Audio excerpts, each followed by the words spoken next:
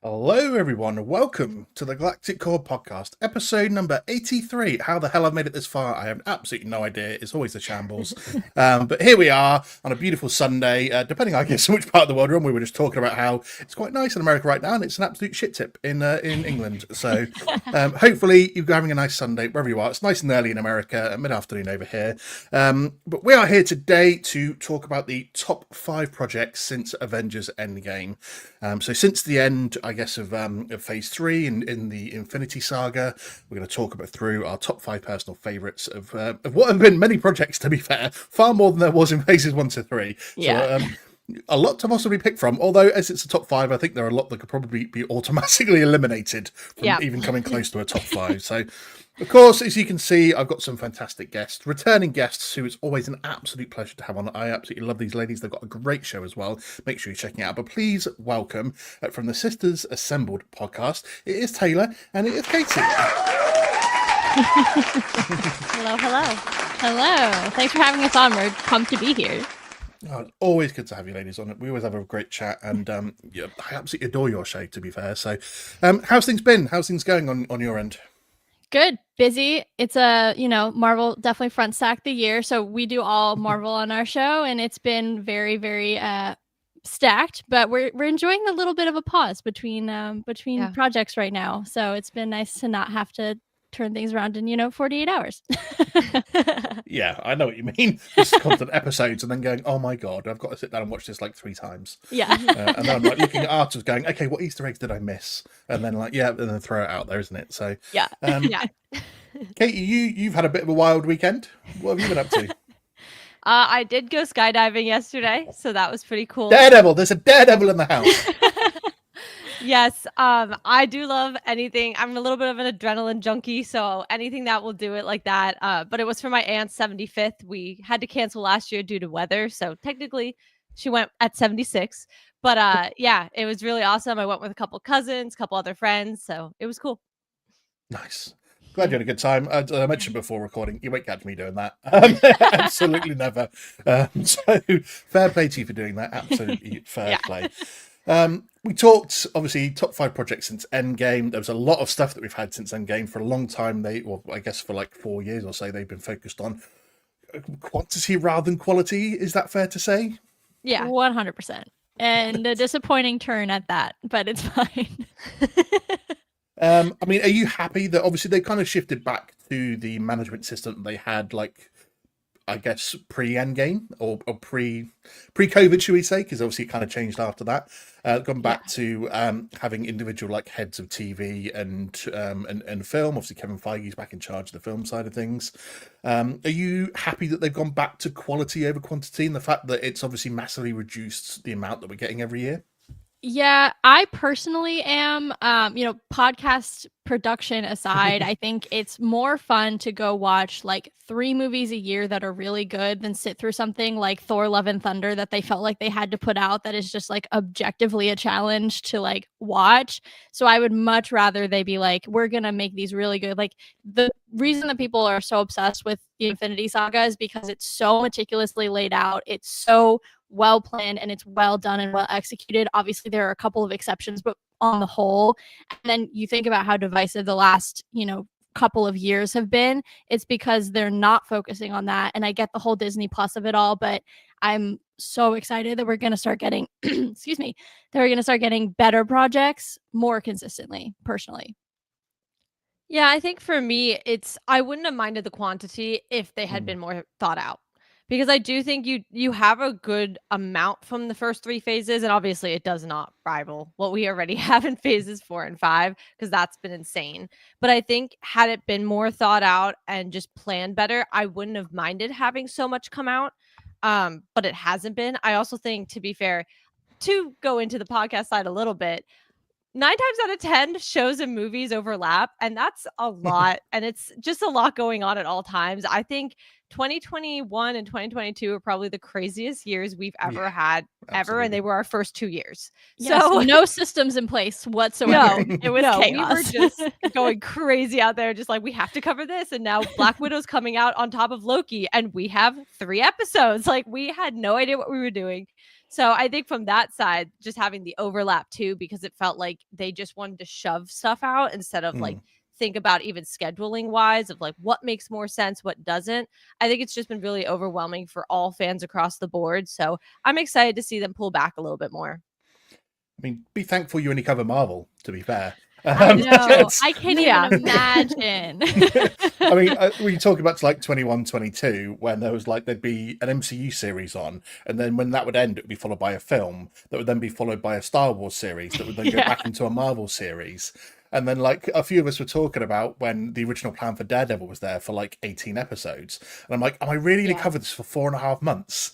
Like, I'm going to run out of people to chat with. So I looked at Kate and I was like, dude, there's absolutely no way. Like, I'm going to have to tap out week like 7. Like, I can't. I think there was one week where I literally had like, there was like an MCU film, an MCU series, and a Star Wars series that was on. And I'm like, I don't even know. Do I split this into like 2 episodes? What the fuck am I supposed to do? So, yes, nice on that front that they pulled back, which they hadn't pulled back so much on Star Wars because it's like barely anything every year right now. But at the same point, nice for the MCU that we can focus on other things. It does maybe mean people like yourselves like maybe don't get to do as much. Maybe that's a blessing, that the fact that you're like, okay, we can have a bit of a break. We can go skydiving and be mad. But obviously I've got other friends that like just cover.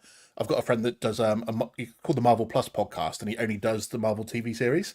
So the fact that they then pulled back on that, so he started literally when WandaVision came out in 2020, and then like, so he was mad like every, like, you have like a few weeks off like in between months, and now he's like barely get to do any episodes. So he's like, do I include the films now? Do I need to do more stuff? Because obviously the show used to be almost like every week, and now it's like barely covers a month every quarter or something. So nice that they pulled back and they wanna cover quality. But I didn't mind like you said, I didn't mind the amount that we were getting before, just didn't need it to be better. Yes, exactly. But we are here to cover our top 5 favorite projects. So we're obviously going to go from 5 to 1. We'll keep going round. Before we get to top 5, are there any honourable mentions, Taylor and Katie, that were close to making that top 5 but didn't quite get in there for you? I think the only one, and I struggle a lot with recency bias, so I have to just put that out from the jump that I know who I am. I know like I might be saying this and in a year I could feel differently, but I've slept on this movie. I've let myself feel it. I do think an honorable mention was Thunderbolts, primarily because of the mental health aspect and how it was handled. I think the movie had issues, and we talked about that when it first came out. There were things I didn't love about it, but I do think from a message standpoint and just how it was done, I do think it was very, very good. I think had it come out at a different time, I think it would have been received differently as well.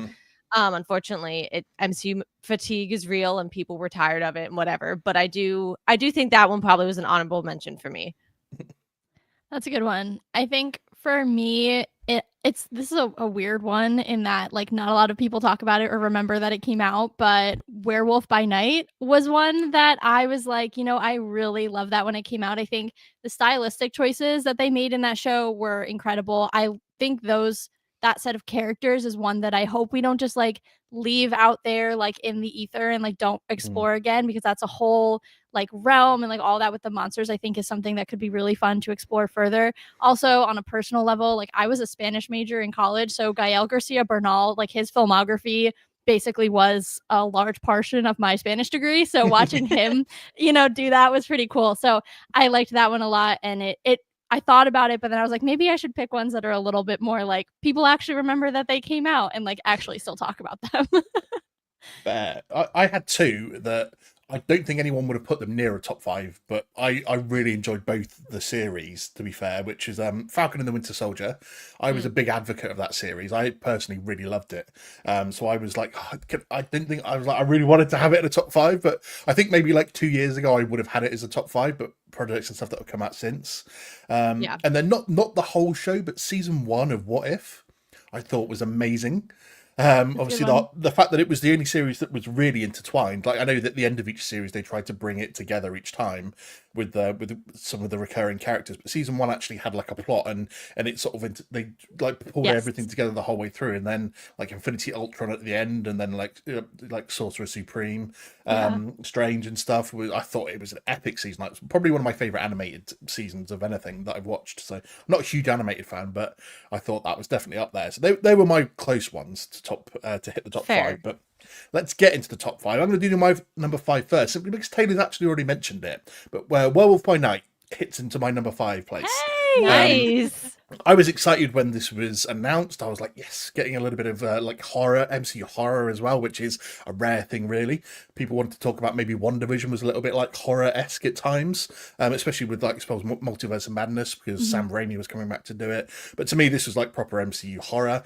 The aesthetic, as he said, to it all was amazing. The cinematography was the way it was just shot, the black and white as well, was absolutely perfect for this. So to me, this really, really hit as a something that was completely different because they hadn't done a special presentation thing before as well. I know they're going to start doing a few more of those now. Obviously, we've got the Punisher is going to be the next one, which I'm super excited about. Everyone knows I'm a Punisher fan. But yeah, I thought this to me hit every single note that it needed to be a successful MCU project. And the fact that it was like, a TV one as well, and the fact that like they've been very hit and miss up to that point with the TV series, so to have something that was so completely different and so out there, they really do need to revisit these characters again, especially since it technically is part of the MCU anyway. So yeah, to me that hits in at number 5. So Katie, let's go with you. What's number 5 for you? Okay, so again, I swear it's not recency bias, but a lot of the reason I rank my movies is if I went back and I saw it a second time, because especially in America, it is a lot of money to go see movies at this point. Like I probably drop close to $40 once I get concessions and stuff too, maybe 50. So I went back a second time and saw Fantastic Four. I thought Fantastic Four was amazing. And again, I think it would have been received so differently if people were not exhausted from seeing the superhero movies, especially Marvel. But I think for a comic movie, for a hero movie, the way that it was done was perfect. I mean, even just that it was set in like a completely different time zone. Like we were not even thinking we were in 2025 during that movie. I just think it was from the beginning to the end. I think everybody killed their roles. I cannot speak higher about Fantastic Four. And I am sad it didn't get the same love that I think it would have gotten, in phases 1 through 3, because it deserves it. But that one had to get into my top 5. I'm not that type of Fantastic Four fan, but that one really pulled me in. It's a really interesting one because I know plenty of podcasters that have it rated really highly. I didn't rate it that highly. Really? I had it like, I suppose I think I gave it like I think it's 7.3 or 7.4 out of 10. Okay. I don't think it was like top tier by any means. I thought Vanessa Kirby was by far the best thing about that film. I thought she absolutely was amazing. And I can't remember his name, but the Human Torch. For some reason, Jonas Quinn Joseph popped Quinn. into my head. Joseph Quinn. You were I so said close. Jonas Quinn. I was like, that's Agents You of had S.H.I.E.L.D., it. isn't it? But yeah, I thought he was amazing as well. They gave him a bit more of a chance to shine here than maybe the traditional Human Torch. Even from the comics, he's maybe elevated from his comic book character. But I didn't think they handled Galactus as well for the final battle as they should have done. I don't think Pedro Pascal hit the notes for me as Reed Richards either. I think it's oh no, Taylor's gonna kill me. I was gonna say that's gonna hurt Taylor. I've loved Pedro in just about everything I've ever seen him in, but I think here I just didn't buy him as a Reed Richards. I don't buy him as the most intelligent man on the planet in this particular film. The other characters seem more intelligent, to be honest, than he did. Some of his acting was spot on. Like the first time when they come back from space and everyone's like, "Are we safe?" and he's like, "I don't know." Like that was a moment that I think he actually did really well because it just shows maybe for the first time since he'd become Mr. Fantastic in the Fantastic Four that he didn't know what was going on. He didn't know how to handle it. He was just fearful, and those are things that Pedro can do really well. But yeah, it's like the most intelligent person on the planet. I don't think I can buy into Pedro Pascal as that, to be honest. That's fair. I think I struggled only a little with him because he was the only character that I feel like in a while, because they've been casting a lot of big names lately, but he's one of the first in a while that I was like, as much as I love Pedro as well, I was like, I just see Pedro. on the screen, and I'm Yeah. not entirely like this is fantastic or Mr. Fantastic, but I think everybody around him helped him seem like it helped push him into the role. Not that I don't think he did a great job in acting in general, but I do think I couldn't really get him as the character more than just like Pedro Pascal is on my screen, and which that's cool, but like that's all that's happening to me right now. That's how Taylor sees it. She doesn't care what character he's playing. It's just Daddy Pedro's here. Yeah. I was literally, when he got cast, I cried and then I danced. It was like a whole set of emotions. So like, there's no world where I'm going to be like, yeah, I didn't think he was Reed Richards. To me, I was just like, yep, that's what's happening now. I am here. I am sat and I am ready. Because no matter what role he's in, he is just known as Daddy Pedro in our household. So 100%. I can't blame anyone for not wanting him to. For obviously being overjoyed at him being in the film. I just think, different character maybe he could have been, but we're going to get a lot more of him moving forward in the MCU, aren't we? Yes. So it's not like Fantastic Four's one and done. Yeah.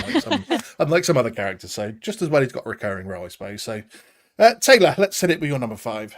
Yeah, my number 5 was Shang-Chi and the Legend of the Ten Rings. I think when you look at the past few years, 2021 actually was a pretty solid year as a whole. And this to me stands out. I think we had 3 or 4 films that year. I think it stands out as one that was really, really solid. Obviously, Simu Liu is just incredible. He absolutely nails it. I'm excited to see him moving forward. And I think, the visuals were great. I think it was a fun story, and it opens up kind of that like more martial arts focused. We have Black Widow and she obviously is really good at martial arts, but like really martial arts focused world. There's like oh my gosh, what Iron Fist, then like that kind of opens up like that whole kind of genre of comics that I think we haven't explored a ton. And I just think the movie itself is really fun. It's really well done. I mean, it got Destin Daniel Cretton basically the option to do Spider-Man. So like clearly it's a really quality film, and it's one that it made me excited to see the character again. I think sometimes when you intro a character,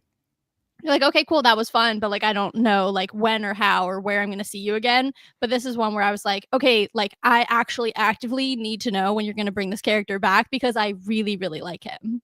Yeah, absolutely fair. And I'm going to jump in here as well because Shang-Chi is my number 4. Nice. It's number 4 on my list. You and I are on the same wavelength. Yeah, I know. I've got everything just one above you. I've got everything, I think. So. Yeah, I thought it was a great movie, especially since it was going through that phase of like nothing was maybe as connected as it could have been because of COVID and things like that. And they were like maybe going, oh crap, we've got to get a lot of stuff done, but they couldn't connect stories because a lot of these things were filming at the same time. I think at one point they had 3 different films going all at the same time, filming all at the same time. And so it was really hard for them to connect. But Shang-Chi is a standalone like introduction film for the character was absolutely amazing. Obviously bringing Trevor back as well as like for the whole 10 rings thing, just tying it into previous MCU, which is what I love about being able to do intro films at this stage, is you can tie things into the lore of the MCU now. And whilst you don't have to connect everything, it was perfect that you bring in the 10 rings into this, and therefore so you revisit Trevor, as we know, probably I would say maybe the second best hand-to-hand fight scene in the whole of the MCU, behind Cap and Bucky and Winter Soldier. Yes. Yes. So again, like all the choreography here, the visuals, everything about this was stunning.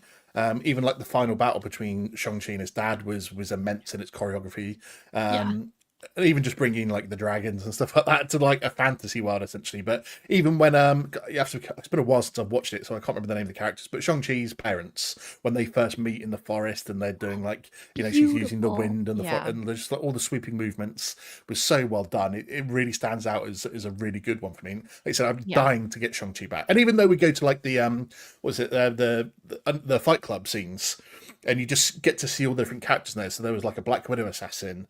There's an Extremis soldier from Iron Man 3. Obviously, we're getting Wong and and all that was involved as well. So, just callbacks to a lot of other stuff. So tying it in so well to the wider MCU but being able to have a beautiful story as a standalone film.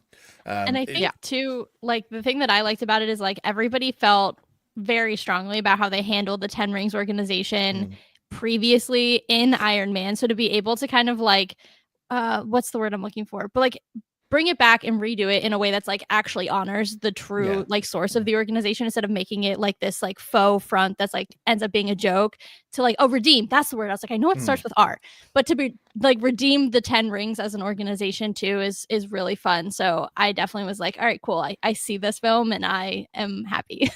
Yeah. We Yeah. obviously a lot of people kicking off after about the Ten Rings after the Iron Man film, Yeah. and the fact that they had to do that one shot, it was All Hail the King, wasn't it? To Mhm. go, actually, this wasn't the true Ten Rings, just to like placate you all a bit. They are kind of out there, and we will get to them at some point. So Yeah. but yeah, I think Shang-Chi a worthy spot on the top 5.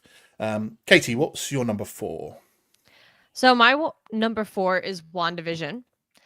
I think I knew I had to put this one on the list somewhere. I wasn't quite sure where I wanted to put it, but this one had the hardest job ever, which was bringing back the MCU after a little bit less than a 2-year hiatus. COVID is going on. They just ended their big phase, their first, saga at all, but then phase 3, you're starting over. So it had literally the hardest job ever.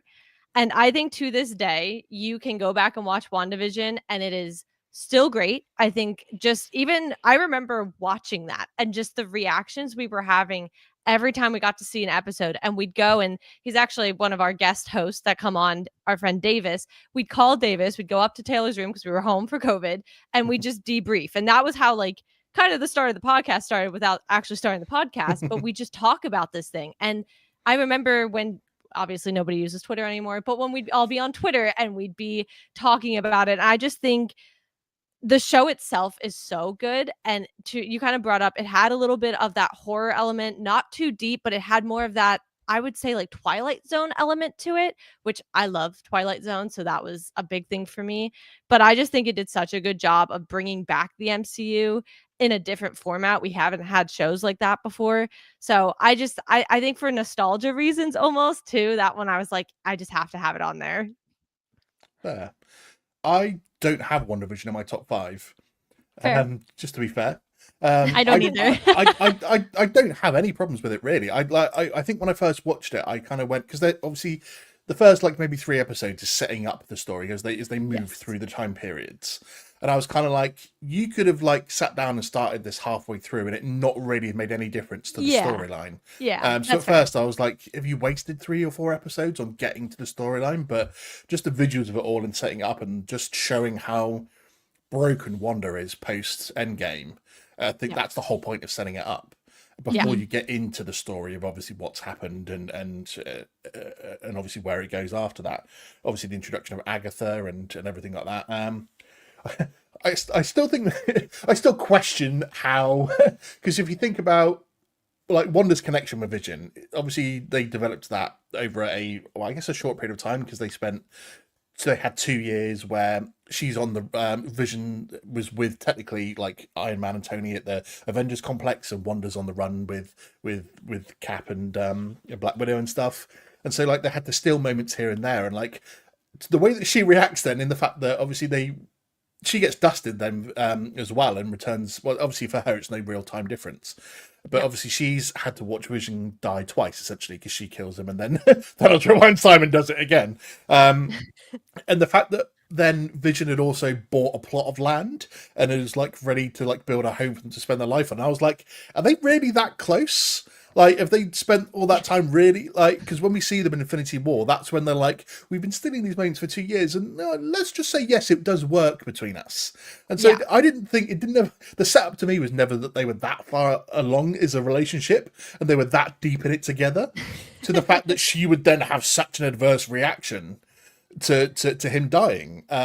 So I was just, like, that to me, I was like, is it really that deep? And then you just see that everything else that Wanda has been through just generally as well, and finding a connection with someone, especially after losing her brother a few years before, having lost her parents a long time ago.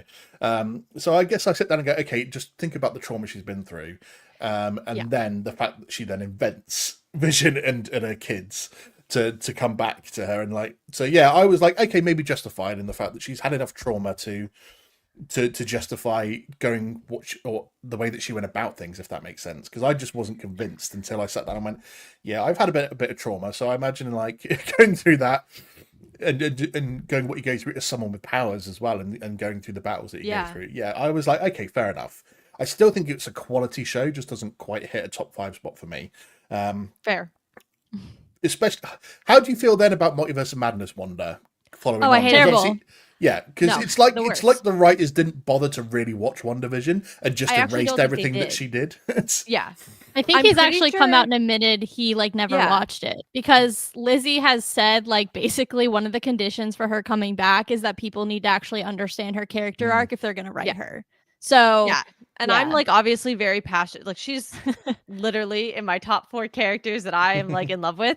So I'm passionate about her regardless. And I was very disappointed because I thought WandaVision did set up what could be a villain arc, but it was so poorly executed in Multiverse of Madness and the way it was gone about. And because the villain arc all happened off screen, like we don't see any of it happen. And boom, she shows up in Multiverse of Madness and she is like the all evil Scarlet Witch. And I'm like, okay, cool. But we just saw her reading a book at the end of WandaVision. Like, obviously, we know it's the Darkhold, but we didn't see the corruption ever happen. It just all happened off screen. So I'm very frustrated with how the character was handled after that because I do think they go so far into who she is in WandaVision and they focus on her so much that it's like you had such a cool opportunity to do what you did. You just did it so poorly.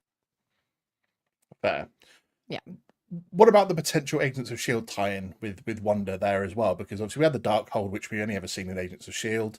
And even that hut that she's staying at the end of WandaVision and the start of Multiverse of Madness is the one that like Daisy gets sent to recover that was Bruce Banner's and stuff. So I love those, even though technically we all know Agents of S.H.I.E.L.D. isn't strictly canon, or it veered off from being canon and it went into its own universe at one point. Like essentially where they got up to like Infinity War, wasn't it? It was all canon up until that point, and then they like think we can't really carry on the show when there's been a snap because otherwise we can't justify like just deleting half our characters. So they kind of went off their own path. But the fact that they tie in that way, I mean, did you love that, or is it the fact that because it's not strictly canon anymore, does it kind of like take a little bit away?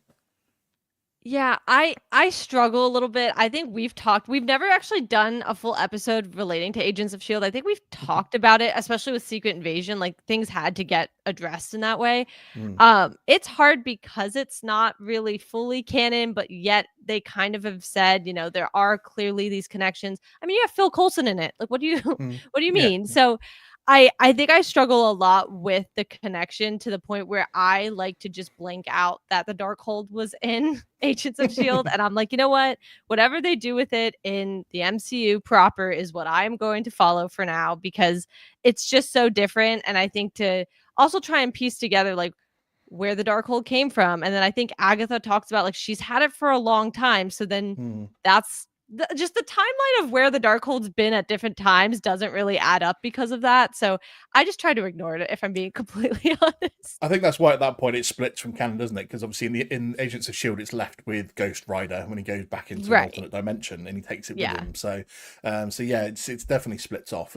They did obviously paint it as being connected. Obviously it was for a while. They connected it all with every film that was coming out through phase 1 and 2 and stuff. And then obviously I think when they get up to Infinity War, that's where it kind of splits off and does its own thing, doesn't it? So shame, but it's just the fact that okay, they've taken bits from like maybe you don't really need to say about the Darkhold because that can be its own thing in every universe, but the fact that they then go back to that little hut that we've seen before, I think it's a cool little nod to it anyway. But so okay, WandaVision in at number 4 for Katie. What about you, Taylor? What's your number 4? I'm gonna have to do Daredevil Born Again season 1 at number 4. I loved obviously the Netflix series, so I was super hyped for this to come back, and then was even more excited when they kind of changed the storyline from being a soft reboot to really being the connection in Essential season 4 to what was the original Netflix show.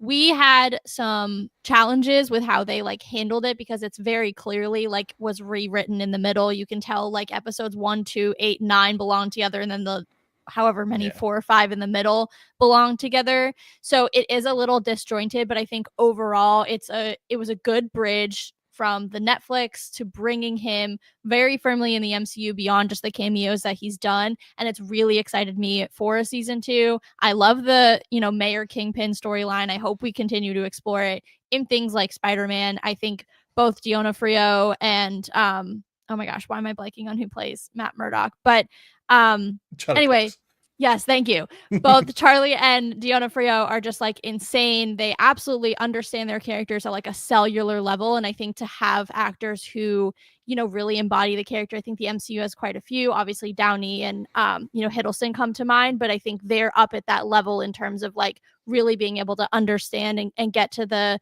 true motivations of the characters. And I just love watching them play like 3D chess with each other. So yeah, I thought that despite some of its challenges, I thought it was a really, really solid kind of entry into the MCU for that particular character. I mean, I don't know if you can see at the top here, I've got all the Defenders. So like Luke Cage, Iron Fist, Jessica Jones, Punisher, Daredevil's up there. Do you think that Matt Murdock and Frank Castle have some of the best chemistry between characters in the MCU? Absolutely. They shared 3 minutes of screen time, and it was like the best 3 minutes in the show. Yeah. But the fact that obviously, because I think it was like Kevin Feige came in and taking over the TV stuff, and apparently looked at what they'd already done and went, oh my fucking god, they're going to murder us if this goes out. So they obviously had a big jig around, brought back some of the original cast, chucked half of it out, as he said, because we can see which bits like belong from the previous and which bits were sort of brought in or redone. And so it's it is a bit up and down in places, but I think it's hard to follow on from the Netflix series because the Netflix series is so good. It is. Like even all through, I don't think you can say any of the seasons are bad. Of the Netflix Daredevil, for me personally, anyway, like 1, 2, and 3 are some of the best up there. If this was all MCU TV shows, I'd be struggling to not put all 3 series in the top 5. That's fair. That is fair. Because to be fair, season 2 of the Netflix show would be top of the list for me. Oh yes, every MCU TV show, it would be number 1. It's so good. So the fact that we're getting this back and we've got the original cast back and we're going to get more, the Defenders themselves are coming back for season 2. So I think it's going to be fucking amazing. I can't wait for that one. I'm so excited. It always comes out now that they're doing March releases, like right around my birthday. I'm like, thank you for this, annual birthday gift. I will accept gleefully. Just for me, it's my birthday. It's all good. Number 3 then. Okay, number 3 on my list, I've got Spider-Man No Way Home. I hate it when people say, oh, it's really good because it's nostalgia. So fucking what? That's why we all love it, is it not? Who cares? It's just, we love what we love. Like, when people say, oh, you put stuff in there as like fan tribute. I'm like, it's just like, I remember when Rise of Skywalker first came out, people went, oh, there's a lot of fan service in there. I'm like, and? It's the last film of the Skywalker saga. Why is there not more fan service? Why is not every minute of it fan service? Right. Who do you think is paying for the tickets? The fans. Are you not there to serve said fans? So when this came out and people went, oh, it's only good because it's nostalgic. And it was fucking amazing. That's part of what makes it good. Like the storyline, almost on its own. Like if you took out returning Spider-Man and even if you just had the villains and Tom, I was going to say Tom Hardy then, and then I went to say Tom Hiddleston, and I'll get it right in a minute. Tom Holland, Tom H's in it's like all the Chris's, all the Toms. So even if you just had Tom Holland Spider-Man and the villains, it would still be, I think, a good plot. Right. And obviously the added Spider-Man on top of that just make it amazing. I don't think there's a minute of this film I hate. I go back and forth on Ned and MJ sometimes as like the sidekicks. Me too. Because I hate to say it, I don't think Zendaya is as great as an actor as I think a lot of people portray her to be. And all the things I've watched her on, I've always found her to be maybe sort of like average or just above average. I've never seen her do maybe I've just not watched the right films with her in, but I've not seen her put in a tremendous performance that's convinced me she's a top actress. And so therefore, when she's in this, I think she's got the moody character quite down. I think she plays that fairly well. And I've never really seen the I can't remember his name, but the actor that plays Ned. I've never really seen him in anything else. So it's a struggle for me to look at them and go, I'm convinced by their performances that they fit into this really well as like a trio. So, but you've got Doctor Strange, you've got you've got the 2 Spider-Men back as well. You've got the original villains, obviously Green Goblin, tremendous villain. William Dafoe he didn't really have a phenomenal amount of screen time here, but still put in one of the best villain performances of the entire MCU. Arguably even better than his original Spider-Man performance, I think. I agree. I agree. I also agree. That man aged that character like fine wine. He cooked it. He was like, "Yup, we're ready. We've been marinating for 20 years." even like obviously bringing Doc Ock back, I really liked his performance in this, and the fact that he's obviously technically controlled by AI, and then obviously coming good again at the end once it's been fixed, and even his little like reunion with Tobey Maguire at the end, and he's like, "How my boy, how you doing?" And he's just like trying to do better. And stuff. So I thought all round, all the big performances in this were great. Even obviously Jamie Foxx got a chance to play almost like a new rendition of his character rather than the original and I one. loved it. He was so good. He was so funny. So he was. I thought this was a tremendous film all round. Probably, is it worth saying the best MCU film since Endgame? I think for me personally, because my next two projects, I'm not going to lie, on my list, 1 and 2 are TV films. A TV series. So I think this is probably the best for me MCU film since Endgame. I would agree. Yeah. Okay. Yeah. What have you got number 3, Katie? Well, I didn't want to expose myself with anything, so I won't say anything further on No Way Home at the current moment. Let's just say that. Give it away. But I do have to say, I put for number 3 Deadpool and Wolverine because I felt like I'd be really remiss without putting that one. Again, another one I've seen. I completely forgot about that film. I wrote my list and I was just like, yep, okay, I've got this and got that. And I went, oh yeah, Deadpool definitely needs to be in there as well. I don't know where I put it. So I might have a joint number 2. That's okay.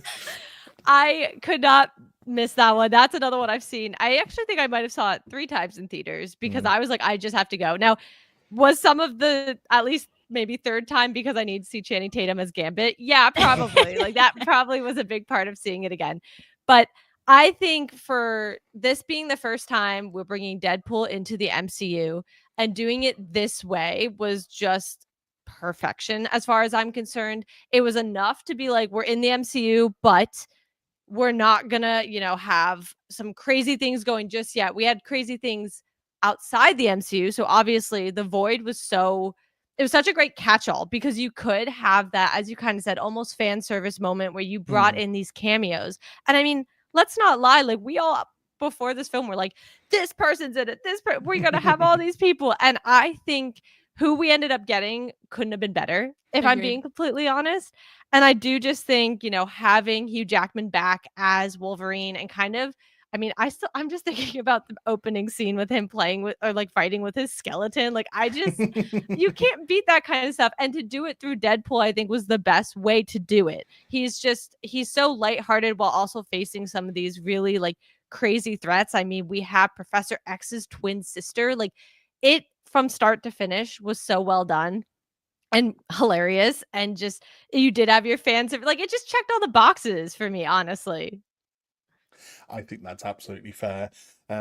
Since I'll throw in the fact that I completely forgot to mention about this film and put it on my list because it would have been in there, I think. Yeah, just for the fact that I think it's absolutely fantastic in just terms of just having a laugh with the film and just because we obviously know Deadpool's not going to be too serious. I'm like, are they going to still keep that same version of Deadpool when bringing him over to the MCU? I know that like since Ryan Reynolds has been like, I don't see me doing another solo Deadpool film, and he just really should be cameos in everyone else's film. And can you put him into like a serious moment of like Doomsday or Secret Wars and still keep the essence of Deadpool? I'm like, you can absolutely do that because if you've read any amount of Deadpool comics, you know how unserious he is whilst in the face of seriousness. Everyone else is being deadly serious. So there's absolutely no problem that you can do. Like someone said, maybe the best way to integrate was having him in like a scene with some of the Avengers, and he does like a fourth wall break, but you watch it from like over Wolverine or like Captain America's shoulder, and they're just like, who the hell's he talking to? Like just kind of like thing to break the ice, but with just going, Deadpool's doing his thing. Okay. Right. But yeah, the cameos are spot on in this. Some people saying the humor didn't always hit, but I had a real laugh with this.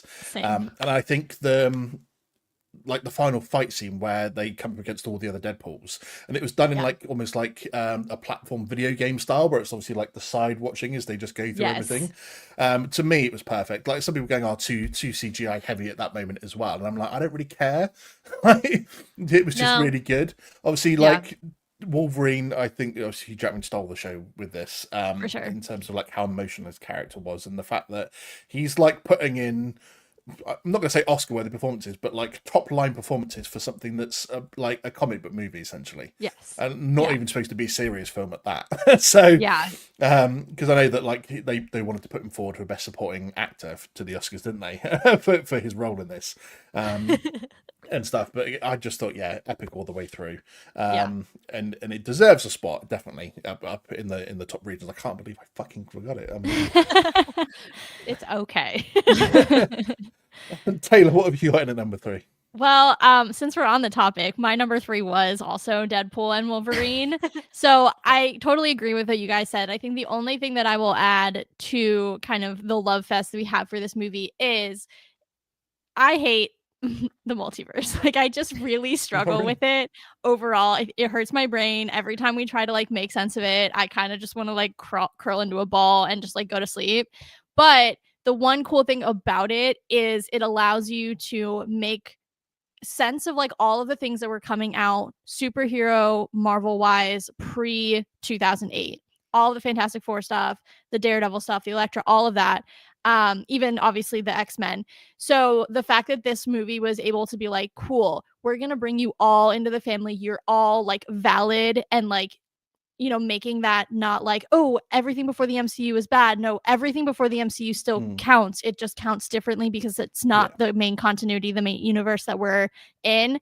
I loved that. It made it like organized in my brain. And I was like, yes, this feels good. This is the only thing about the multiverse that has felt good. So I appreciate that immensely. Yeah. Fair enough. I know the multiverse isn't for everyone. I'm known amongst my friends as being someone who has canon down to a T in my head and the knowledge about it, especially Star Wars stuff. Like, I can't remember a lot of things in life, but my Star Wars and Marvel like canon knowledge is fucking real. Especially since I was on someone else's podcast a few months back for their like anniversary episode, and they had like 5 different podcasts, and kind of like similar to what I do on my anniversary ones. And we did a quiz, and there was like 5 different subjects, and one subject was Star Wars and one subject was Marvel, and no one got a question that entire time apart from me. So like I think it was like 8 points in a row. It was just like, you're not going to beat me on this. So yeah, this is my domain. When it comes to things like the multiverse, I enjoy that because it's expanding outside of the natural law, so to speak. Right. And it gives me a chance to then put a load more information into my head and go, okay, I need to sort this out because they're from this, well, they're from that one, and then just see how it goes on. And then the fact that you now can say any Marvel film, not just MCU or Marvel Studios film, but any film that's had any Marvel character in, is technically canon in the MCU now, because it's the multiverse. So, definitely ways they could handle it better. They've been through a bit of crap, and as we've already talked about, quality not always there, and changing of plans and not always being able to go on point. But the fact that it's all out there now, and the fact that this stuff is now relevant to the MCU, whether you want it to or not. So the original X-Men films, like you said, the Fantastic Four, any of that stuff it's all there now, and Deadpool bringing a lot of that in as well, because he's like multiverse hopping, or he's going to be as well. And then you bring in things like the TVA and all of that into it as well. So it kind of ties then it all together. I don't think this film, I think they lied to us a little bit when they said this film was going to be one of them shaking up the MCU massively, because it had no direct impact on the main MCU universe.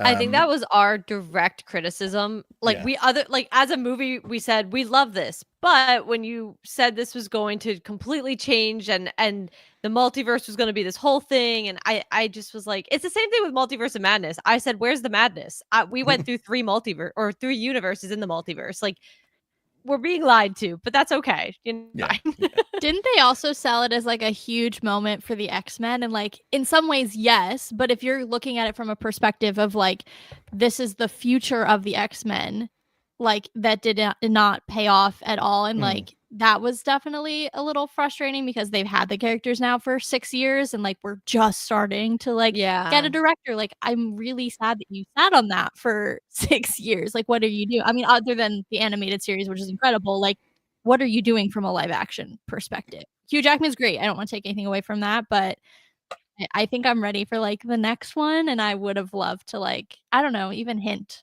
But we'll see. MCU canon banger. Yeah, you can't escape that song anymore.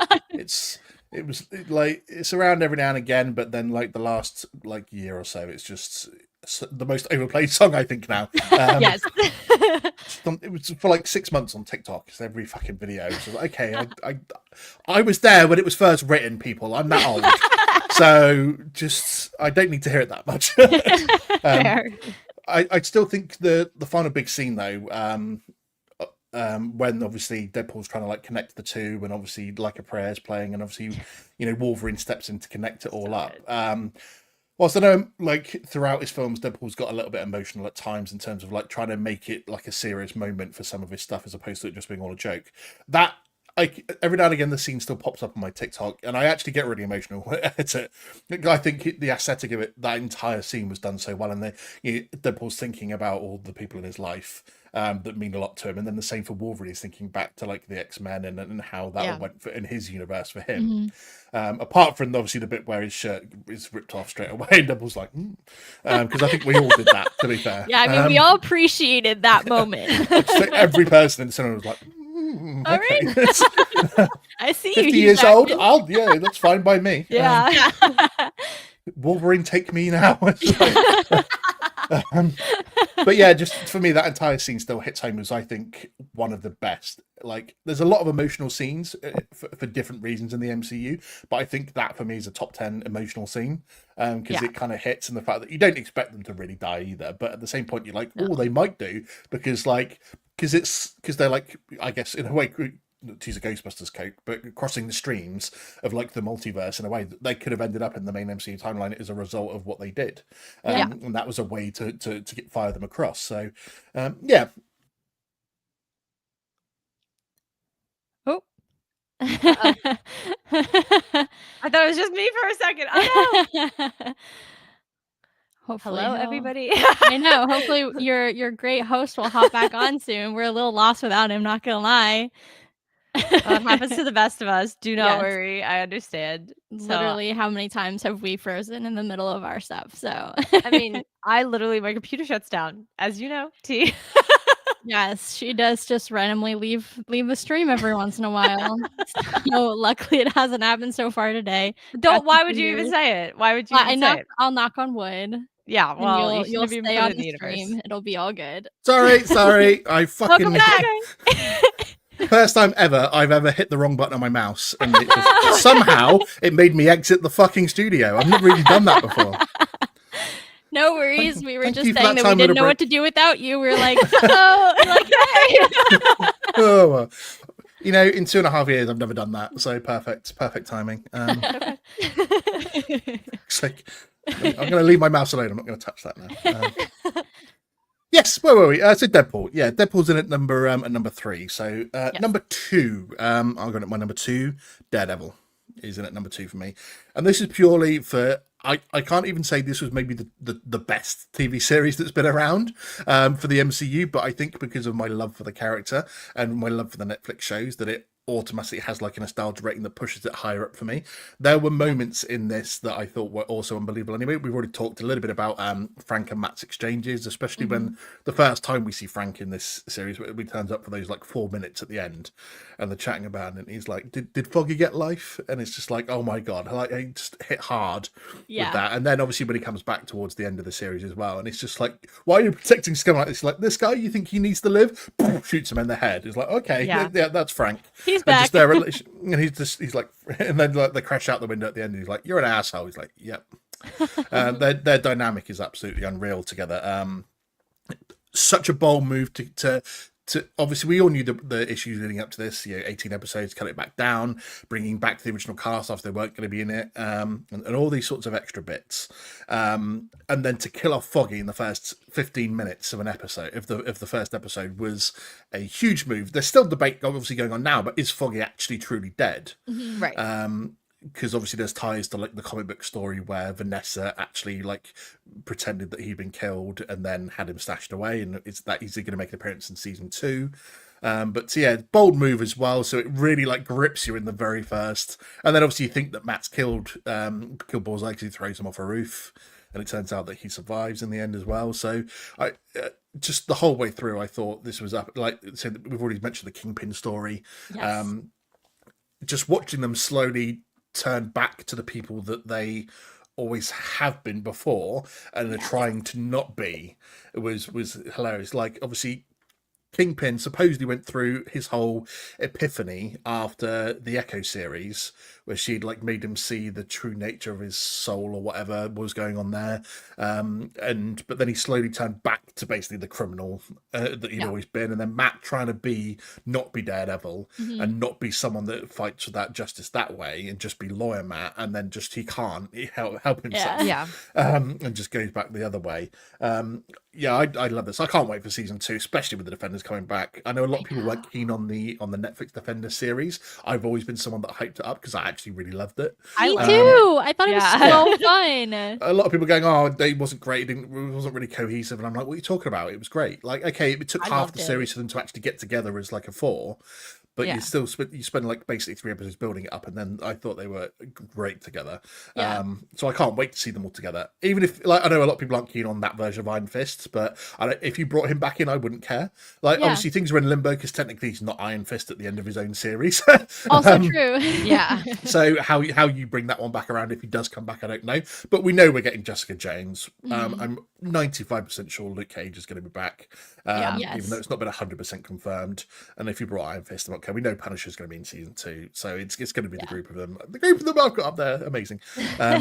So to me, like I've already said, the Netflix series are up there for me as the best MCU stuff that we've had. I don't think there's anything that beats it. So to carry on this, I'm so looking forward to it, and I do hope that they do 4, 5, 6, 7 series. I don't give a shit. I want a new one every year. I would be happy with that. Do it. 100%. And since we already got Matt Murdock in No Way Home as well, like for his brief little cameo, and obviously it's become his little tagline now, isn't it? It's like, I'm a really good lawyer. So he's using that, and he uses that in this series as well. So yeah, to me, this was just elite MCU because it's, again, you've got previous lore that you were able to bring in, and has been made canon now, and it's amazing to me. So that sits in at my number 2. Fair. Katie, what about you? Well, we said we'd come back to this one. So No Way Home is my number 2. It is my top movie. So my number 1 is a show. But I mean, we've touched on a lot of the great things about No Way Home, but I'm going to just go into the fan service part because I loved it for the fan service, if that's what you want to say. I mean, I'm an Andrew Garfield Spider-Man girly. Like, that's my guy. So having him come back was really like the utmost joy I think I've ever felt in a really long time. But I also think we got so much closure for his character because he never got the 3rd movie he was supposed to get. So I really appreciated that we actually got to finish that storyline a little bit more than just like, hey, that ended. And then 2 years later, we had Tom Holland come already as the MCU Spider-Man. So I really appreciated it for that also, but obviously too, just because the movie's magnificent. I mean, across the board, it really is. I mean, it makes me a little sad knowing they're undoing some of it, it sounds like, for his next trilogy, because I do think him losing everything and kind of going to the nitty-gritty of Spider-Man by himself. I mean, he lost his, obviously Aunt May in this movie was a little bit more his Aunt Ben, or I'm sorry, his Uncle Ben.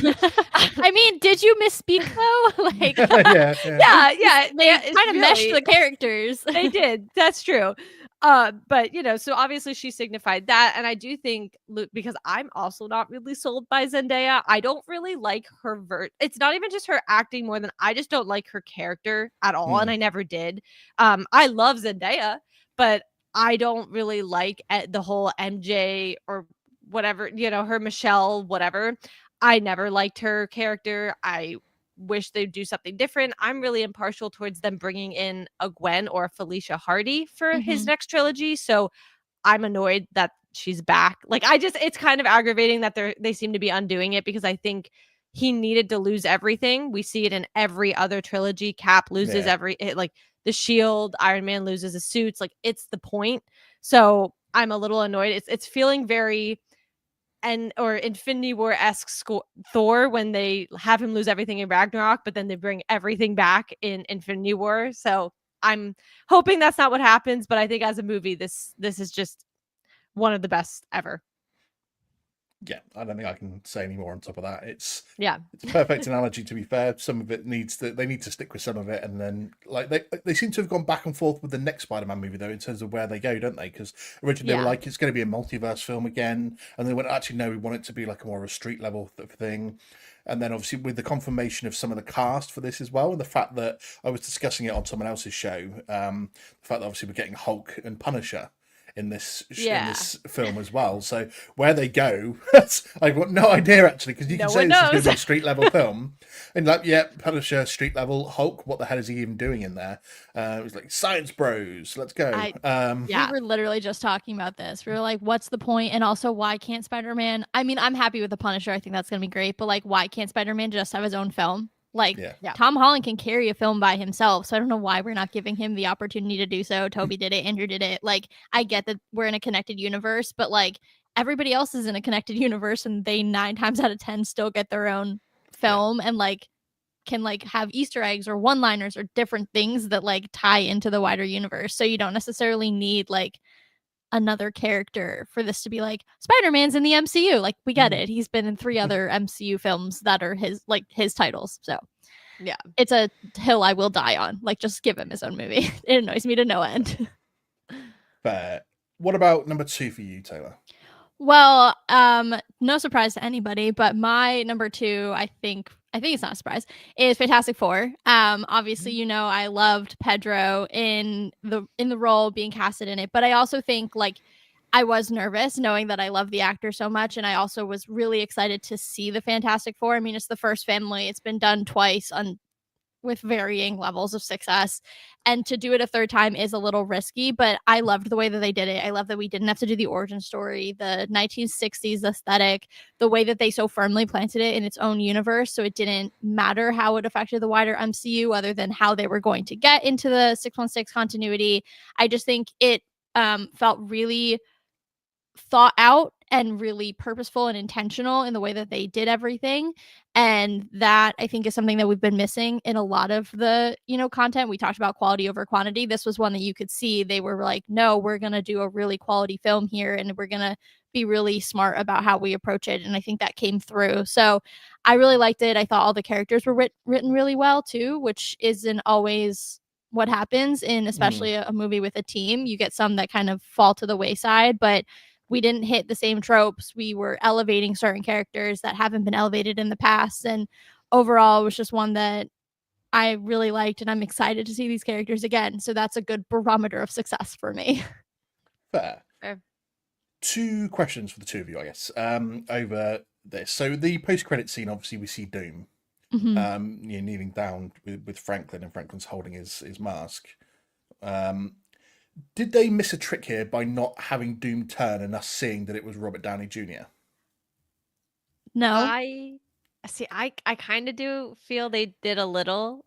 I think because you also already have all the fans online everybody was like, so they didn't get RDJ for that, and then they were like, no, that was definitely him, and I was like, or you could have just had him turn and that would have been but with the mask, I would have wished the mask was on and he turned with the mask, because and then maybe just like you see him start to take it off enough that we're like, oh, and then that's it. Personally, I kind of wanted that, but I don't know. For me, I think because we know it's RDJ, like what would showing his face have really done? Like it would be one thing if they hadn't announced it 2 years ago and they turn and it was RDJ and you're like, oh, like what is this? And like, then the rumor mill starts going around of like, how did this happen? And, we're all trying to like make this all work the same way that we are now still, but we've been doing that now for over a year. I think that would have been a different story. Whereas like for me, like there's no difference in having him there or not, because it's not a surprise. We all know it's him. Also, I mean, if we're gonna go budget, like it was like millions of dollars for that man to be in there for like 10 seconds. So like I get it. Like maybe just like save the couple million and like put it somewhere else. And I just think, yeah, because we already know it wouldn't have necessarily added anything to the scene for me. I kind of like that they kept it a mystery so that the first time that we truly see RDJ in the garb is in Doomsday. To be fair, I can understand that. The reason I ask is because I thought they missed the trick simply because the pure excitement of seeing RDJ as Doom. I actually get that point, to be fair, Taylor. You want maybe the first time you properly see him to be in Doomsday in the get up and stuff. And obviously there's been leaked images over the last week or so of like the get up of what he supposedly is going to look like in all of his armor. So yeah, I absolutely understand that, to be fair. It's maybe quite a good point. Yeah, maybe the first time you want to see him in that. But I think just because obviously I was in the cinema, well, clearly I was in the cinema when I watched it. But when the scene came up and people saw that it was Doom, there was lots of gasps. And then immediate chatter and disappointment as the credits rolled at the fact that you didn't see his face. So I think just the pure excitement of just having him turn a bit and just seeing even half of his face, because you're going to recognize RDJ, right? Just half covered by the hood, maybe, would have generated so much more buzz and excitement. That I think the cinema, because so many people hated the second post-credit scene where it's that stupid little cartoon. Like I've not actively been in a cinema where I've heard so much disgruntlement at the end of a film from a post-credit scene like that. Yeah, like even when like we had the original Homecoming, where you had this Cap being there, like, so you waited a long time for this. People found that funny. Rather than like disappointment as you realise that we're kind of been taking the piss out of a little bit. Whereas here, there was like the active disgruntlement in the cinema over that cartoon bit, when you could have had a bit more tie into Doomsday, because we've only got Spider-Man between now and Doomsday, and then supposedly that's going to be happening at the same time as Doomsday. So to me, where's been the build up to Doomsday? Like that was the other question. Maybe this rolls into the question I was going to ask you, which was, have they again missed the trick by not having any real tie-in or setting up of the Fantastic Four coming into our universe, to the main universe before Doomsday? So are we going to spend the first half of Doomsday setting up the Fantastic Four and Doom coming across to this universe, or setting up the Avengers that are going to take him down? Because we got the post-credit scene in Thunderbolts, which showed a Fantastic Four ship, which we've been told doesn't necessarily mean it's the Fantastic Four that's inside there. So is that potentially Doom in there that's stolen one of Reed's ships and gone over there, and the Fantastic Four follow him because he's opened a multiversal bridge, or what? So I'm just like, I feel like there's been we're just going almost into Doomsday cold, and everything's going to be in the film. So half the film's going to be set up before Doom inevitably wins at the end of that film. And I think when you're involving so many characters that they've already announced, and plus they apparently load more that they're going to announce, or that are going to be in the film anyway. Should they have spent like the last third of this film setting up for Doomsday? I'm going to try to stay really calm, because this is a subject that I have like actively screamed about on our show. I feel very passionately about the lack of, and I know some of it has to do with like the whole situation with Kang and like their inability to like predict that was going to happen. So I get it. But like, it should have been more than just Fantastic Four. Like, they should have been actively building up towards this the last few movies, even if it's just end credit scenes. Like, you're telling me you can't, film those on other sets. They were doing that for Thunderbolts and Fantastic Four. So it's just the sheer lack of clear direction towards Doomsday at all.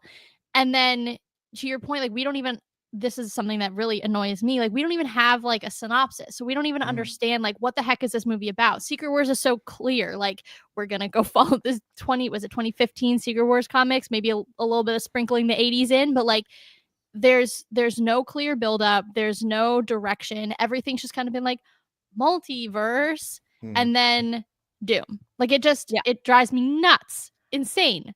I mean, I agree. And I think let's just like take a moment and think about back to phases 1 through 3, right?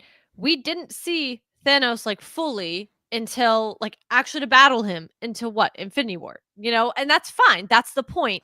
But we had been seeing him. We saw him in end credit scenes. We knew he was responsible for, like, they told us he was responsible for the invasion of New York, even though Loki was the initial villain. Retcon that crap in. Have, Doom be part of why there's oh my gosh, why am I blanking on the word? An incursion happening at the MOM. Like, make it work so that we can kind of see that he's been in the background of things, and then have end credit scenes, to what T was saying, to what you were saying. Like, have these end credit scenes kind of throughout. Okay, this is going to be my soapbox. My biggest issue has been that they have forgotten how to use their end credit scenes. And that has frustrated the crap out of me, because we've been doing and now we've been doing this for like 3 years, but we've been doing a replay series when we do have time off, where we go back and we're watching in timeline order phases 1 through 3. And to be able to see the end credit scenes, and we obviously know where they pan out, but the fact that some of these don't pan out for movies upon movies. I mean, it's probably like 2 years of movies sometimes that you finally see something pan out and you're like, "Oh my god, like there you go." And I have such frustration with all of phase 4 and 5 because I don't feel like they've used end credit scenes at all to the way they used to, and this is a way that they slipped up again. Have him in things, even if it's the back of his head, I don't care. Show him, because now I've seen him once and he's supposed to be in Doomsday, and that's obviously not our next movie, but how much of Spider-Man is he going to be in? Like, I don't anticipate him to be in a lot of that film. Yeah. I think it is frustrating, isn't it? Because the plans have changed so much and stuff like that, Yeah. that you're going into this. And there's going to be a lot of exposition at the start, as we said, where they're going to have to be setting up a lot of stuff of what's going on with the Fantastic Four and Doom himself. And then what's happened with the Thunderbolts, what's going on with Sam Wilson's Avengers, which got mentioned in obviously the Thunderbolts post-credit scene as well. So there's a lot of setup here to get to a point where Doom has to come across to this universe at some point. It could be again, he could be hopping from multiverse to multiverse in this film, which I do obviously expect a little bit. But I think someone brought up a good point to me, saying that I think the whole point of the film is that you have to spend half of it setting up, and then Doom has to show up, and maybe because he's trying to obviously gain enough cosmic power to do what he wants to do. And obviously the route that they're probably going to go down is the fact that he's going to be hunting down Loki. Because Loki's the one that's sitting there holding the multiverse together. And somehow he convinces a bunch of the Avengers and heroes that, because the last time they saw Loki, they only think of Loki as a bad guy. They don't know the whole route he went down in TVA. And I suspect we're going to get to talk about that a little bit in a moment. But the fact that, they all think of Loki as a bad guy. So he convinces them that Loki's holding time together for his own nefarious purposes, takes a bunch of them, they all help him defeat Loki. He steals the cosmic power and then wins at the end of it by using the cosmic power to create his own one universe, which is what rolls him then into Secret Wars. So the fact that there's a lot to do in a film of get everyone together in the same place and then roll a story together that makes it convincing enough to show us Doom's ability and power over everyone else to win a cosmic battle. So I think they should have spent a chunk of this film setting that up, and the fact that they didn't upsets me a little bit. It's probably my biggest gripe about the entire film. That's fair. Yeah, it's still a good one. film. I think it's still fair enough, Taylor, that you've got it obviously highly ranked up there. So we kind of got off track a little bit talking about the future, but the fact that it all ties together, to be fair, because I think we knew Doom wasn't going to be in this film really, but I still think they should have spent a chunk of it getting the Fantastic Four across to our universe, or doing something where he just he was in this for both post-credit scenes. I think you could have had Doom in, really. Yes, I agree. Even too, like, they have that montage of them fighting their like classic like comic book villains. Like, just mention him a couple of times, like, it, just set him up within the universe. I think Katie and I had this debate too of like, should he or shouldn't he have been in? I personally was like, I didn't need him a ton. I think having the Latveria stuff, but like something to show that he is a threat versus just like completely coming in cold. Unless, of course, this is a Doom from not 828, in which case that's like a different conversation. But yeah, I don't know. Like, I'm really nervous about this movie. I don't want it to be 3.5 hours. Like, I'm not going to make it through without having to pee, and then I'm going to be annoyed. Like, it's just, I don't need another like marathon. We just did Endgame as like part of our replay, and like, we're literally doing 3 episodes because they packed so much into it. And like, that's even the second part. Like, Infinity War has even more exposition. So the fact that they're going to have to spend probably 90 minutes getting people into the right places, setting up Doom to even be a threat is, yeah, I don't know. They're gonna have to do some finessing, and I don't know that I know that they're gonna do it. You also raised a good point about, is this even Doom from that universe? Because obviously they set up stuff like the film Latveria, and the fact that they were part of things but not part of things, because no one was ever on screen from Latveria. And then as we said, is this Doom skipping from universe to universe throughout the multiverse, and he's just shown up because he's drawn to Franklin's power. Right, it's a very good thing. And some people were even talking about in that scene is Franklin maybe healing his face. And the fact that obviously we know from different comic book variations of Doom as well, and the fact that he has scarred face, and they uses that as part of the fact that why people will hate him, and why he then becomes isolated and alone and hates everyone else and wants to go up against them, maybe using Franklin to heal his face, and then he becomes the beautiful RDJ. So much speculation we could really get into on this, but let's leave it at that one. So we're into number one then, and I think there is one big TV show that hasn't been mentioned yet. I know what's my one. Katie already mentioned she's got a TV show at number one. Yep. Everybody put their hands up if they've got Loki at number one. Oh, okay. You're gonna hate I thought this was this going down a route. conversation. Okay, I'll go first then. I've got Loki at number one. I thought that's where it was going. I look an idiot now.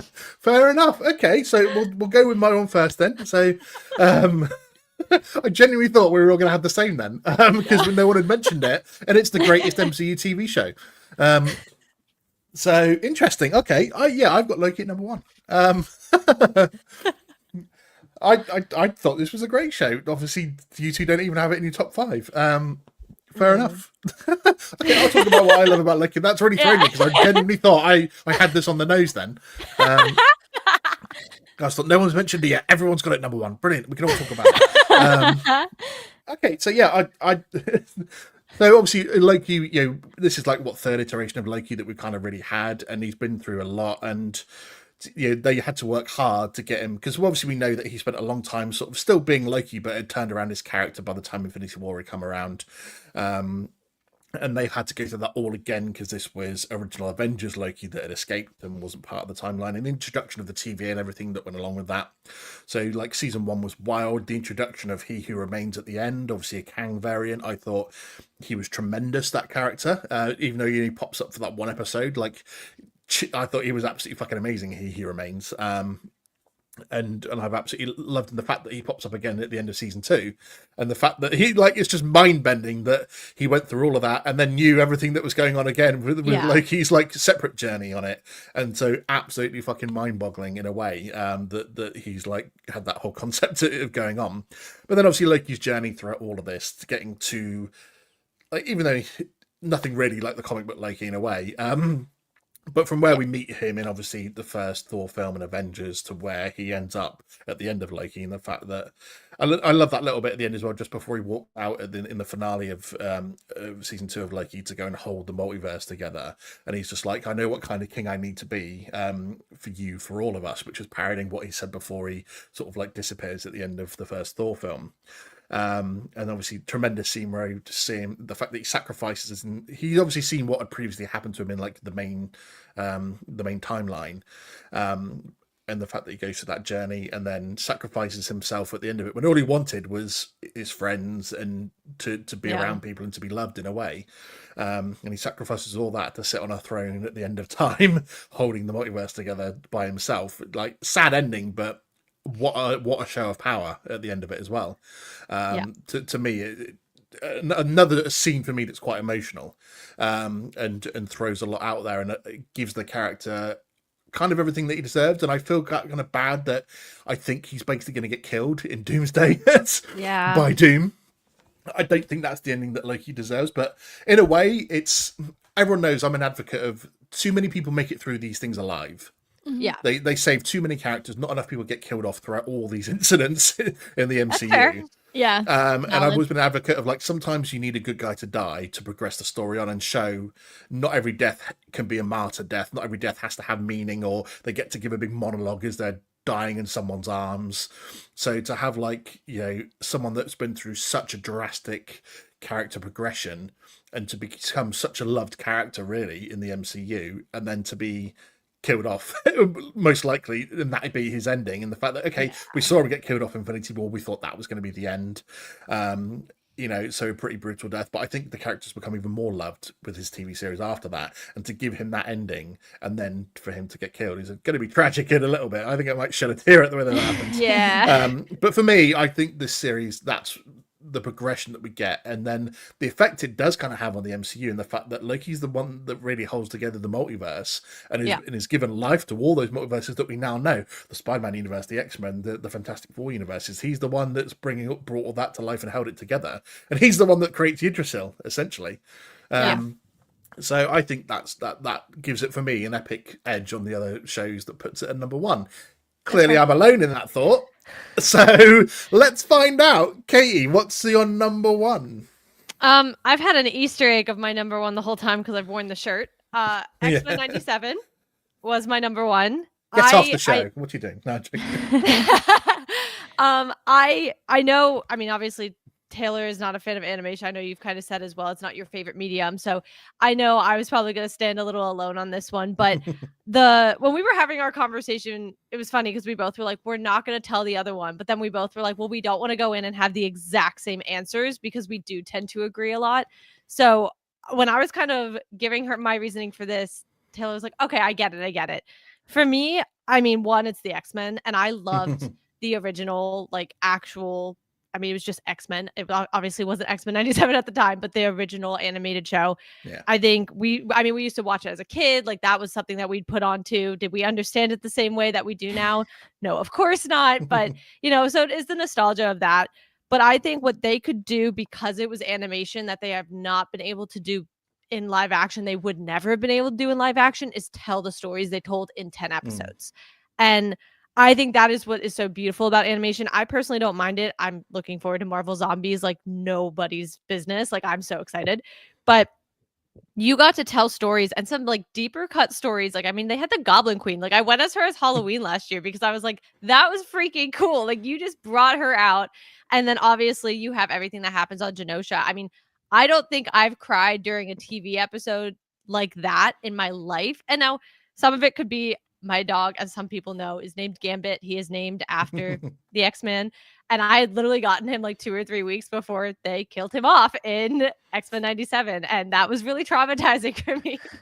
But I just think the story itself, I mean, it deserves everything. I think they could do so much in animation. They, like I said, they couldn't do in live action. And it was just really amazing from front to back. I cannot wait for season 2. I know it's written. I know it's pretty much done. I don't know when we're getting it, but I just think if they could have done this in live action, it would never have hit the way it was supposed to. And so I'm glad they were able to use this medium to really tell an amazing story. You said that you used to watch this when you were both kids. Forgive me, I assume that you're still quite young, like early 20s. Am I correct? Well, I'm one 24. of us is in our early 20s. Some of I us guess 24 is like mid, maybe. approaching other still, decades of life. Yeah, it's fine. Well, let's not even talk about other that, considering how old I am. So, because I was going to say, like you're saying, you're watching it when you're kids. Obviously, that would have been reruns. Because, for me watching it, it was the whole "don't quote the magic to me," which I was there when it was invented, kind of thing. So, like, because I used to go to like the arcade and play like the X-Men arcade games and stuff like that. It was like Street Fighter style and like the platform style stuff. So, this is a big nostalgia thing for me because I watched the original series when it first came out, when it was literally when it was being like done on TV. So, we were not alive. Yeah. I don't mean to like put that out there, but like we were not alive. Oh yeah, because you don't even have a 19 on your date of birth, do you? I do. Oh, I will say, but 98, so I wouldn't have even been alive for the 97 version. Yeah, let's not talk about how old I am. Sorry. I think fair enough though, because sometimes I guess I forget about that technically being part of it all now. Since they did the new series, and so therefore it is all tied together. And they even obviously name it as part of, like, if you're on Disney Plus, they have it as part of the MCU timeline. So it is on there, and I think a lot of people forget about it. And I think it is going to have a role to play in the future of the MCU, because we've been told it technically does. Okay, not the first time they might have lied to us if it doesn't, but at the same point, it's on the MCU timeline for Marvel on Disney Plus, so it has a relevance in there. And like you said, it dives into the characters in a way that live action just can't do, because that's the beauty of animation, is it dives into it in the same way that like the Clone Wars did for Star Wars, and some of the Spider-Man stuff did, and even like obviously we know that maybe DC Animated sits top of the list in terms of animated stuff for their particular brand. So it just you can tell stories with it that you just can't get in live action, really. So I think it's a fair enough pick. I've got absolutely nothing against it, even though it's not Loki. So go on then, Taylor. You're number one. My number one is one that we've talked about a few times, so I don't know how much more we can say about it, but it is Spider-Man No Way Home.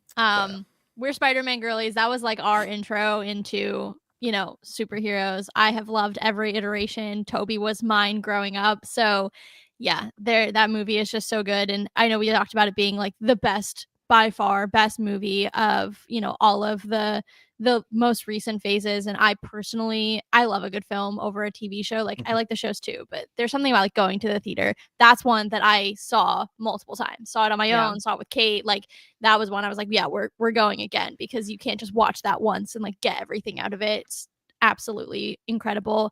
I'm nervous about how they're going to build off of it for Spider-Man. I thought we had a clear direction, and now they seem to be muddying it. I want them to return to kind of the more classic beats of the character, but I like that it opened the door for that. And I just thought front to back, I mean, impeccably done, acted, written, all of it. And in the most recent phases, that's not something that you get all of the time. So far and away the best project in my humble opinion. Were you shocked when Andrew and Toby came on screen? Because there's always a talk that they were going to be in it, and then you're like, are they not going to be in it? Like, and then because it was one of the few films, like, because cinema's obviously changed since COVID, should we say? Like over here, it changed massively in the fact that every film there was midnight viewings, and they've only done that once since, which was for Deadpool. They stopped doing all the midnight viewings over here, so it's no longer the excitement of like going to my local cinema where there's like 10 screens and the place being absolutely packed out and everything being sold out on opening night for the midnight viewing. Because me and my best friend used to go to like every single midnight viewing for every Star Wars and Marvel film, and so we were always there for it. So Deadpool being the only one, even then it was just about full but not quite for Deadpool. Whereas I think me and my partner went at like 8 o'clock in the evening on opening day for No Way Home, and it was completely sold out. And then the first cameo being Matt Murdock on screen, and everyone sort of like gave a little cheer. And I think the girl in front of me got a bit too excited when she saw Matt Murdock on screen, because the yelps that came out of her mouth was okay, fair enough. I should save that for being at home, to be fair. Especially since this is a British cinema, we're not like the Americans. All the scenes that I talk about this quite a bit because it's so different. And obviously, British, we're stoic. We don't have the whooping and cheering the same way that the Americans get excited about stuff. So even things like Endgame and Infinity War, there wasn't, when you saw the clips coming out about Endgame and the cheering when obviously the portals happened, when Cap lifts the hammer, all that sort of stuff, that doesn't happen in British cinema. That's so weird. Yeah, because that was very much my experience. So that's crazy. There's like murmurs and like ooh like stuff, but there's no like full on cheering and like whooping and clapping and stuff. It just doesn't happen over here. Oh, that makes me sad for you guys. Yeah, but we're kind of used to that, because I don't want someone chatting shit, because how am I supposed to hear what's going on when someone's whooping and cheering and clapping? Like, there's no subtitles on in a midnight viewing, so let me watch the film and chat. I think there's 2 times when I've like got too excited in the cinema and like leapt at my seat. One was Infinity War, but when Iron Man got stabbed by Thanos, I thought, are they really about to kill him off at this moment? I kind of like I did yelp out when that happened. And then the only time actually I've ever got out my seat and cheered in the cinema was Rogue One, when Darth Vader, the hallway scene. Okay, I mean, that's fair. That's like iconic. Yeah, it's so good. So very different here for that sort of thing. But like when Andrew Garfield, obviously being the first one that appeared on screen out the 2, when he comes through, there were a lot of gasps and like stuff that happened, and then there was a little bit of cheering when Tobey Maguire came on screen. So it's the closest we've had in British cinema to emulating what you guys do over there. But yeah, so I mean, were you surprised to see them on screen? Because like I said, it was very. Andrew was obviously lying his ass off and a lot of the stuff. So I'm definitely not in this. Toby just didn't say anything about it. And it was very much like, are they, aren't they kind of thing. Because you can never really be sure, even though you kind of like, yeah, I'm sure they're going to be there, but you still have to, there's still going to be doubt in there until you see it on screen. So were you super excited and surprised by it, or were you always confident that it was going to be there? I was pretty confident. I think, obviously you mentioned Andrew lying. I think he wasn't fooling anybody. I mean, he was giving an Oscar-worthy performance, but like we all knew. And then I think that the thing that sealed the deal for me was when they released that trailer and the lizard was getting punched by an invisible person. Yeah. I was like, all right, maybe we should have also removed the lizard. Like, just a thought. And I just think there was so much like speculation, and it just seemed like it was more and more likely that there was never a doubt in my mind. I was like, no, this is happening. And then the maybe 1%, I was like, if they don't now, because of all the hype, people are gonna like riot in the theater, like may walk out. So like I think for me, I was always pretty much like, it's just a matter of when. Yeah, I think obviously I know the Sinister Six is a thing, and I know Spider-Man takes him on by himself, but I do think bringing not just back iconic villains, but like you have them being played by their original like actors, to bring them back and not bring back their Spider-Man counterparts, I was like, that just feels weird to me. I get it, but like it does feel a little weird to not let them come back. And also, again, because I'm an Andrew girl, I was like, let him finish his story. Like, let Toby come back. Let us see where they've been. So I don't know if I was shocked, but I do remember as soon as that portal opened and like you could vaguely see Spider-Man, but like you don't yet know it's not Tom in his suit.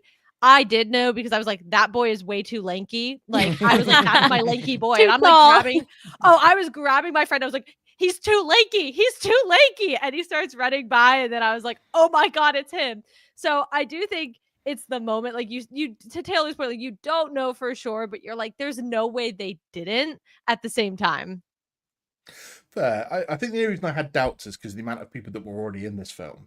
When you've got, Tom and his sidekicks, and then Doctor Strange, and then you've brought in like the 3 or 4 villains as well. I'm like, is there room to have original Spider-Man on top of that? Like, I suppose it makes sense that you've got the original villains from the other Spider-Man films have the original Spider-Man as well.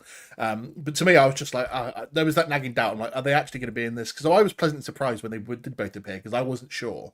I genuinely wasn't, because I thought there's a lot of people in this film of like big cameos and big characters. Anyway, so is there, if they want to concentrate on Tom Holland's Spider-Man, do they need the other Spider-Man in this? That's the reason I doubted it, because I'm like, I'm just not sure if there's room for it in it, and it worked out fine, to be fair. Yeah, you even get they did a good job balancing it. Yeah. So, whilst kind of obviously retro, well, what I was going to use, but changing the original Spider-Man universes, because you save these characters and send them all back fixed.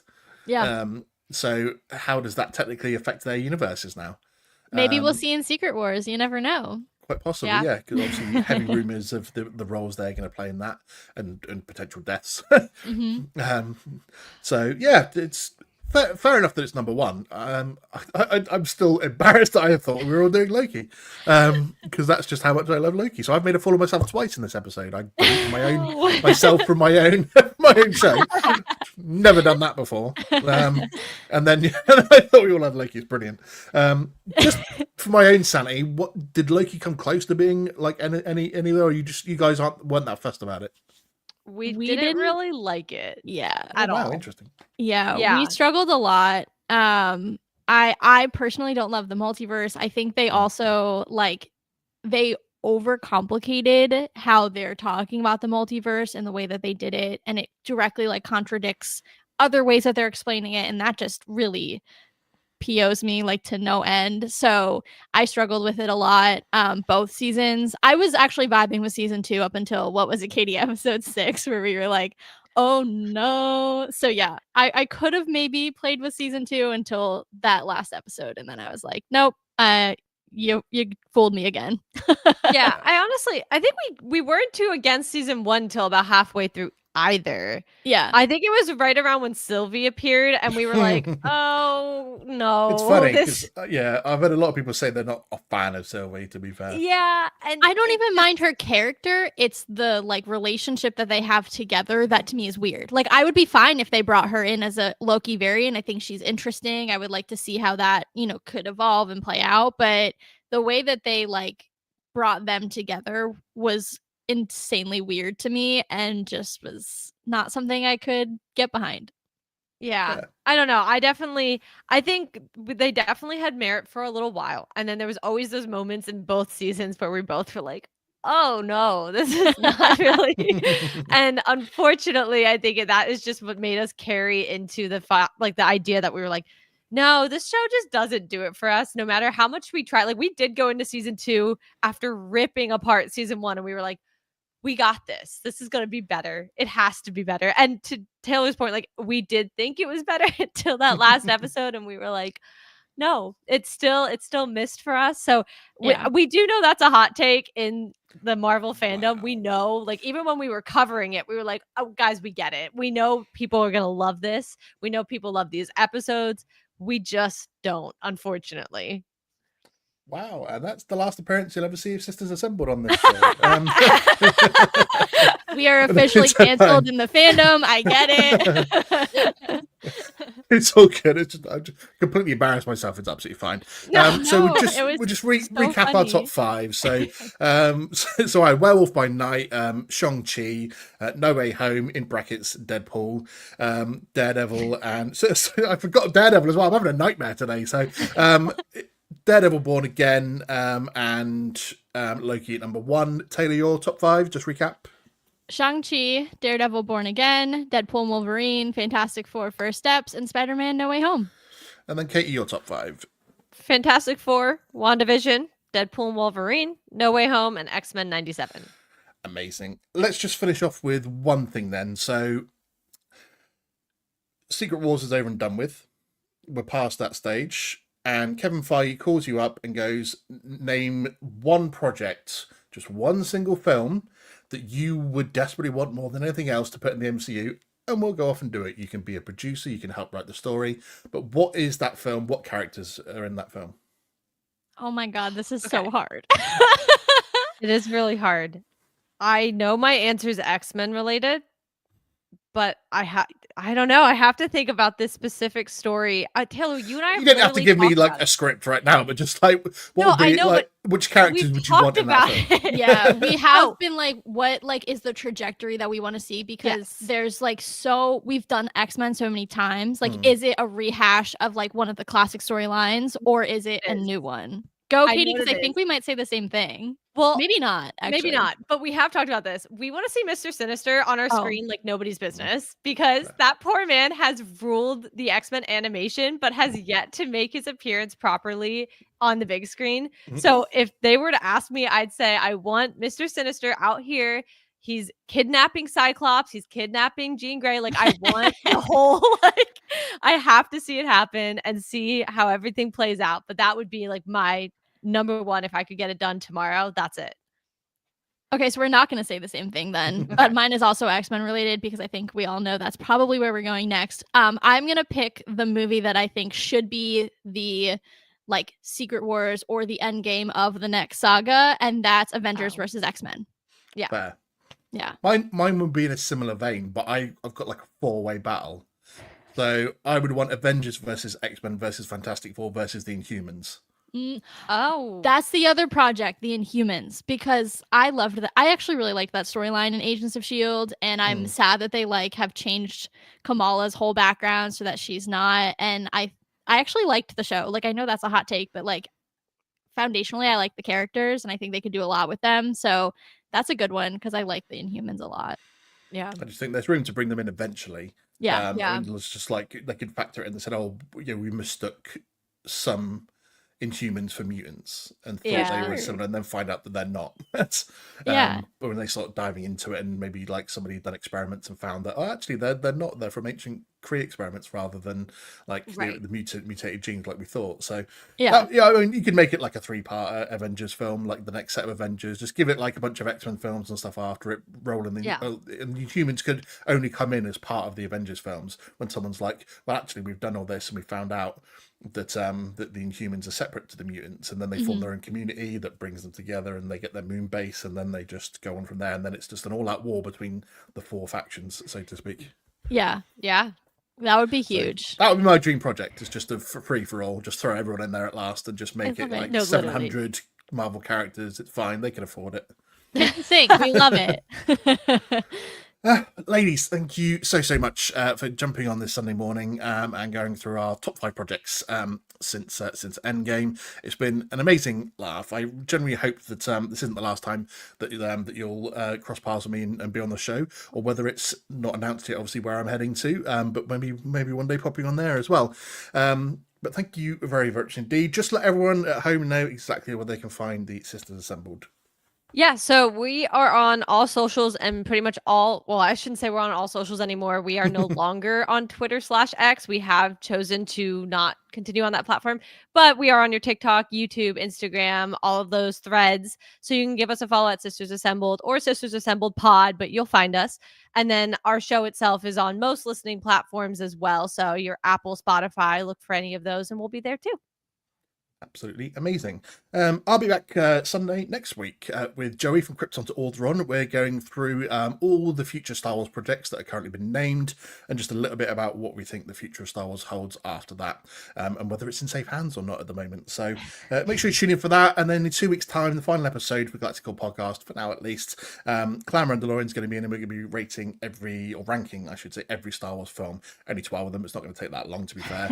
I was talking with Joey the other day, actually, said, to be fair, we've both got the same number one because we already know what our number ones are. I'm pretty 99% sure we've got the same bottom two. So realistically, tune in and find out what's 10 to 2. So, what's the mystery of the ones in between? So, and don't worry, I do know what his number one is, so I'm not going to embarrass myself on that one. But yes, thank you for joining us, everyone. Tune in for the next couple of weeks for some great episodes. Thank you, Taylor. Thank you, Katie, for joining me, as always. And until next time, I'll see you there. Thanks for tuning in to the Galactic Core Podcast. Don't forget to subscribe so you never miss an episode. But until next time, go get your geek on.